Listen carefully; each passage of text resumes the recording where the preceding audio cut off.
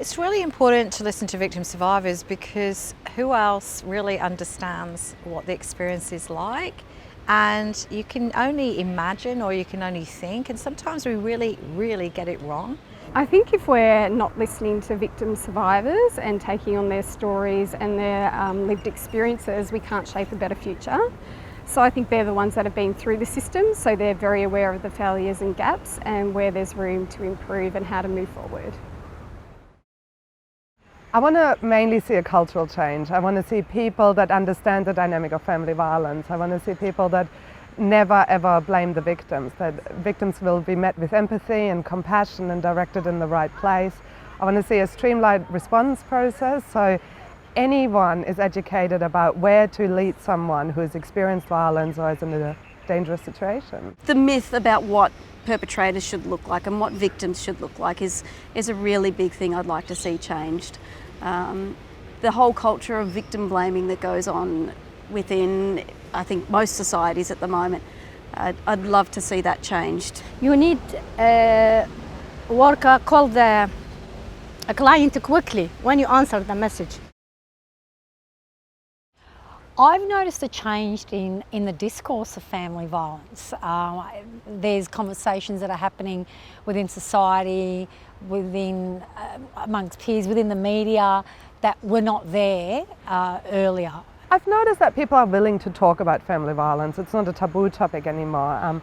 It's not a taboo to talk about how you're mistreated as a woman, how you've been abused, and that you don't need to walk around with a burden of shame, but that you can stand up and say, this happened to me and there's nothing wrong with me. 30 years ago, you could have a woman murdered, like my sister. A judge in those days might speak for 4 or 5 minutes in their sentencing remarks.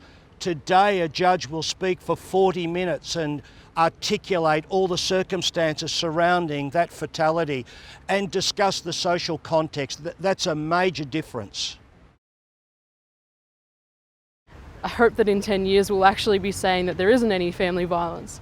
I'm hoping that, we would have reduced it at least, and I'm hoping that children and young people who may have to go into out-of-home care due to family violence, actually they come out of the out-of-home care sector and actually feel like they've got a future for themselves, like they've recovered or like they're on the road to recovery. My hope is that in 2026 we'll be talking about how we've been able to successfully address family violence, that perpetrators are getting the support that they need to change their behaviour, those that are engaging in criminal activity are being held accountable and responsible, and that ultimately victims and survivors are safe and are able to live free from fear and harm.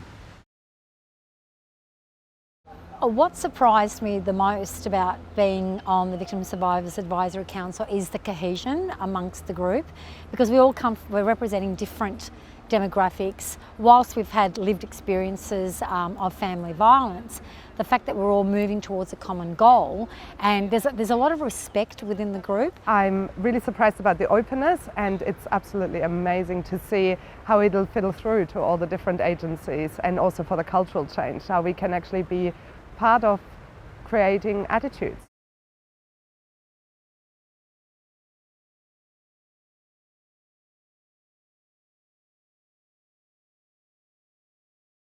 Authorised by the Victorian Government, 1 Treasury Place, Melbourne.